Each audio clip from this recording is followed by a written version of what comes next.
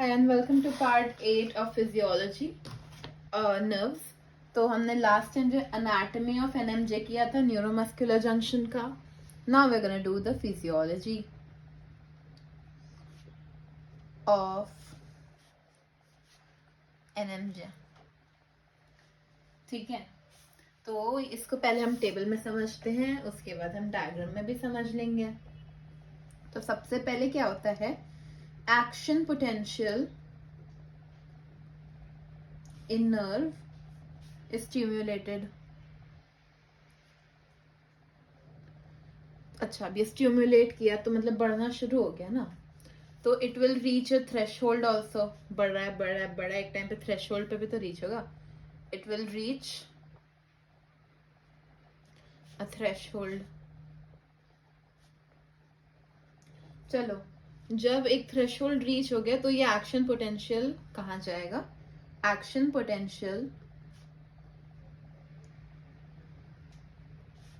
Reaches axon terminal. चलो, this reached axon terminal. अब क्या होगा, एक्सॉन टर्मिनल पे क्या होता है, हियर यहाँ पे increase in permeability of nerve ending. अब किस चीज की परमिएबिलिटी इंक्रीज होगी, कैल्शियम की. तो कैल्शियम आयन की इंक्रीज परमिएबिलिटी. और ये कहाँ पे इंक्रीज हो रही है, नर्व एंडिंग में. परमिएबिलिटी इंक्रीज होने का मतलब बेसिकली गेट खुल गया. अब ये होगा, परमिएबिलिटी अगर इंक्रीज हो गई तो कैल्शियम आयन अंदर भी तो आएगा ना. तो कैल्शियम आयन जब अंदर आएगा तो फिर उसके बाद क्या होता है, कैल्शियम आयन जो है it helps in the release of acetyl choline. उसका शॉर्ट फॉर्म हम ACH लिखेंगे. तो रिलीज ऑफ ACYTYLCHOLIN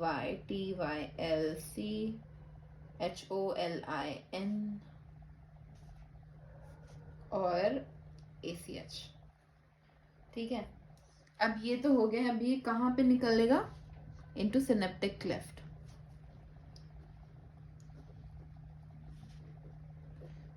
जो तुम्हें डायग्राम में भी समझा दूंगी मैं. जो बीच वाली जगह होती है ना, वहां पे रिलीज हो जाता है हमारा एसिटाइल कोलिन. अब इससे ये निकलता कैसे है, हाउ. चलो, क्वेश्चन आया तुम्हारा हाउ. तो बेसिकली वेसिकल्स जो होती हैं, answer vesicles break and release ACH. Simple है ना. अब ये जो ACH है, उसके बाद ACH it combines with receptors होते हैं मसल के, दो टाइप के. तो दिस वन जो है, this combines with muscle nicotinic receptor. ठीक है, अब ये जब कंबाइन कर गया ना मसल निकोटिक रिसेप्टर से, तो ये क्या करेगा, it leads to increase permeability. तो तुम ये पूछोगे, इंक्रीज तो कैल्शियम आयन की परमिएबिलिटी हो गई ना, permeability of motor end plate. अब ये किस चीज की परमिएबिलिटी इंक्रीज करे, मोटर एंड प्लेट पे. ये इंक्रीज कर रही है सोडियम और सोडियम और पोटेशियम की. तो के, तो ये जो है क्या होगा आगे, सोडियम और पोटेशियम जो है उसकी कंडक्टिविटी होगी ना, कि कंडक्टिविटी इन मेम्ब्रेन इंक्रीजेस.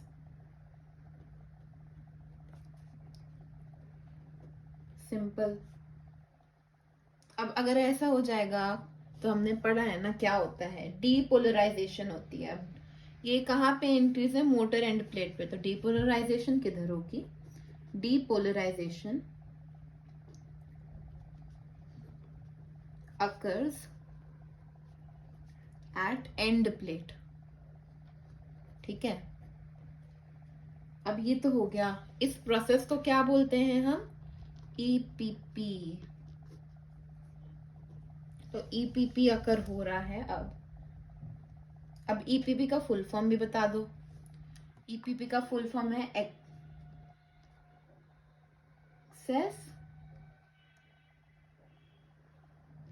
थ्रेशोल्ड,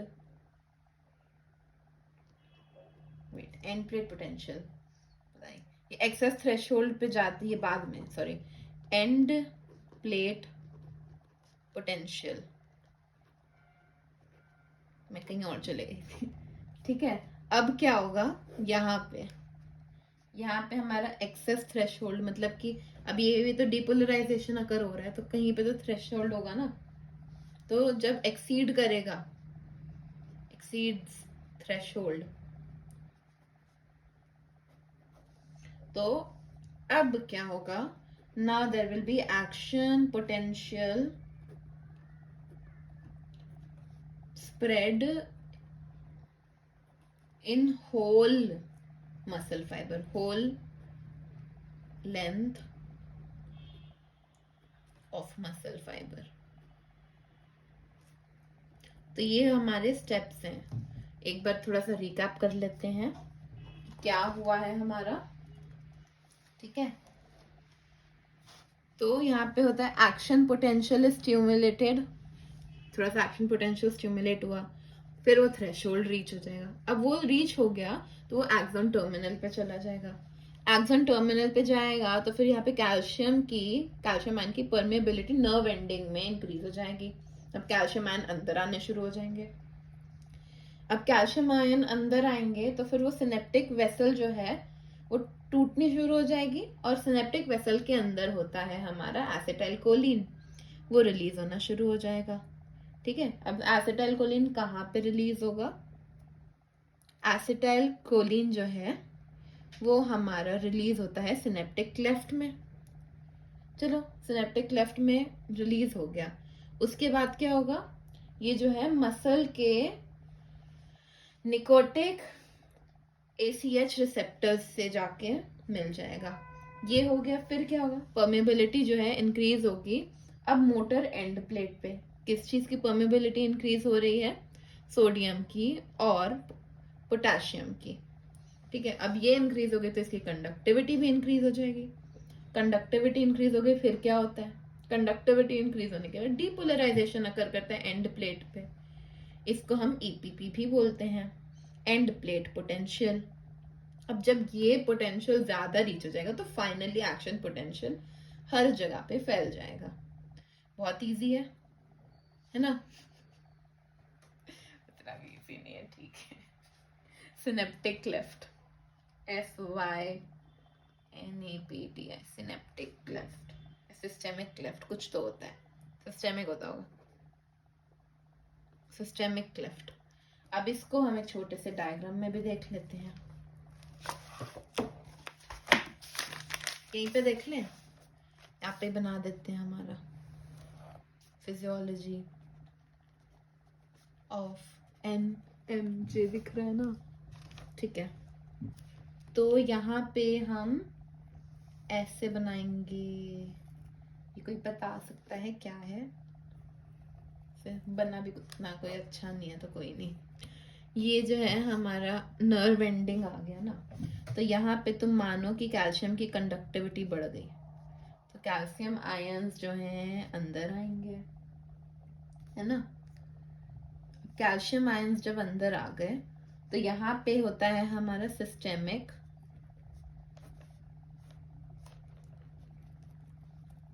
वेसिकल, और इसके अंदर हम भर देते हैं क्या? एसिटाइलकोलिन।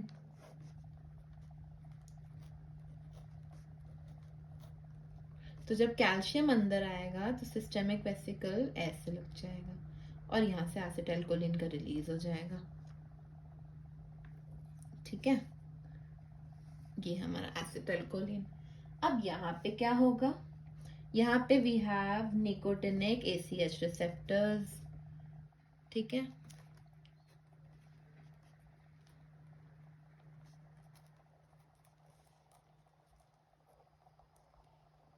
हमें पता है यहाँ पे जाके लग जाएगा। फिर जो है सोडियम और पोटेशियम की कंडक्टिविटी इंक्रीज होगी, फिर डीपोलराइजेशन अगर होगा, यहाँ पे हम लिख भी देते हैं ईपीपी। ईपीपी मतलब डीपोलराइजेशन प्रोड्यूस्ड।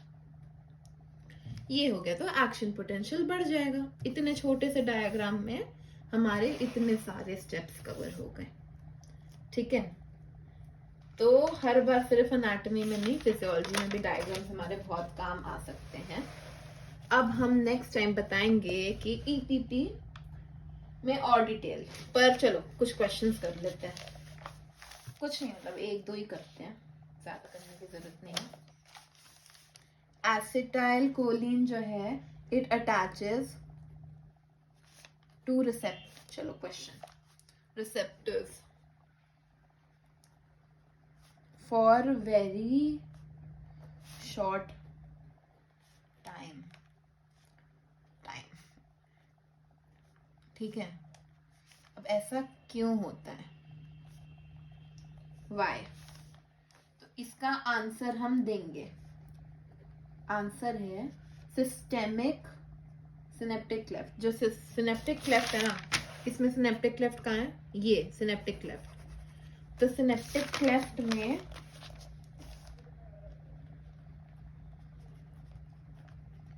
एक एंजाइम होता है, उसको बोलते हैं हम ACH एस्टरेज। तो ये करता क्या है, हाइड्रोलाइजेस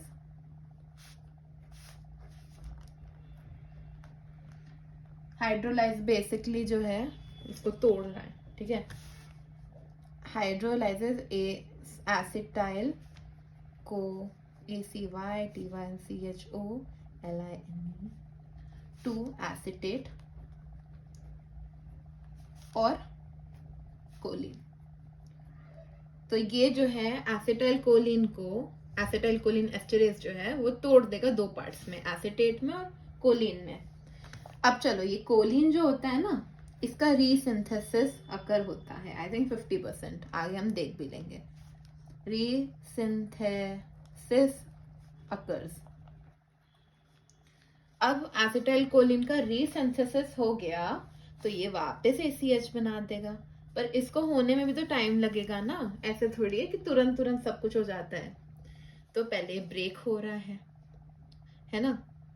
तो ये एसिटाइल कोलिन ज्यादा देर के लिए रिसेप्टर से अटैच नहीं हो सकता। इसका हम यूज कहाँ पे, चलो यूज भी कर लेते हैं।